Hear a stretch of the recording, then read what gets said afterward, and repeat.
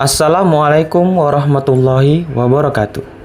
Hello everybody, bertemu lagi di mata kuliah Pasar Modal Syariah. Perkenalkan, kami dari kelompok 3. Pada kesempatan kali ini, kami akan membahas tentang salah satu produk pasar modal syariah, yaitu produk turunan atau dikenal dengan produk derivatif. Pasar modal Indonesia memiliki sejumlah produk antara lain saham, obligasi, reksadana, exchange trade fund, atau produk turunan atau derivatif, yaitu kontrak perjanjian yang dilakukan oleh dua pihak atau lebih dengan tujuan untuk menjual atau membeli aset maupun komoditas. Ada beberapa transaksi produk turunan derivatif, yaitu suku bunga, komoditas, kurs tukar, ekuitas, dan indeks. Apa sih manfaat produk turunan atau derivatif ini? Adalah guna melindungi harga gandum di Chicago saat itu. Jadi, derivatif itu bertujuan untuk melindungi nilai atau harga dari suatu komoditas di masa depan. Selanjutnya, pembahasan kita yaitu instrumen derivatif. Ada 6 instrumen produk turunan derivatif, yaitu warrant, right, option, future, forward, dan swap. 1. Warrant. Warrant adalah salah satu surat berharga yang dikeluarkan oleh perusahaan yang memberikan hak kepada pemegangnya untuk membeli saham perusahaan dengan harga yang lebih murah selama periode tertentu. Jadi, warrant ini adalah semacam diskon yang diberikan oleh perusahaan yang menjual saham kepada pembeli saham. Apabila investor memiliki warrant, dia akan mendapat harga yang berbeda dengan para investor lainnya.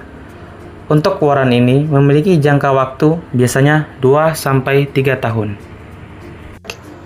Right adalah hak yang diberikan kepada pemilik saham lama untuk membeli saham baru yang diterbitkan emiten sebelum dijual kepada semua orang. Hak dalam instrumen right sering disebut dengan preemptive right, yaitu satu hak untuk menjaga proporsi kepemilikan saham bagi pemegang saham lama di suatu perusahaan berkenan dengan penerbitan saham yang baru.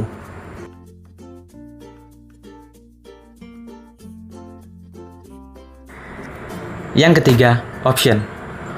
Option adalah suatu efek yang memberikan hak kepada pemiliknya untuk membeli atau menjual sejumlah aset tertentu dengan harga yang telah ditetapkan pada waktu mendatang. Dalam penerbitannya, setiap option memiliki dua pihak yang terkait, yaitu writer atau penulis dan holder atau pemegang option. Option terbagi menjadi dua. Yang pertama, call option, memberikan hak kepada pemiliknya untuk membeli aset pada harga tertentu yang disebut harga penyerahan. Dan yang kedua, sebaliknya, pada put option. Pemegang option berhak untuk menjual saham aset tertentu sesuai harga yang telah ditetapkan. Keempat, future. Future adalah kontrak berjangka untuk membeli atau menjual suatu aset dengan penyerahan dilakukan di masa mendatang dengan harga pasar yang telah disepakati. Future biasanya digunakan untuk mengunci harga komoditas atau meminimalisir fluktuasi atau perubahan harga barang. Ada beberapa macam future. Yang pertama, future commodity. Yang kedua, future keuangan. Yang ketiga, future tingkat bunga. Dan yang keempat, future kurs mata uang asing.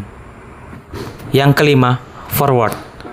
Forward pada dasarnya hampir sama dengan future. Perbedaannya hanya pada mekanisme perdagangan. Forward lebih sering diterbitkan di pasar over the counter, sedangkan future diperdagangkan di bursa. Forward tidak memakai sistem marking to market, sedangkan future menggunakannya.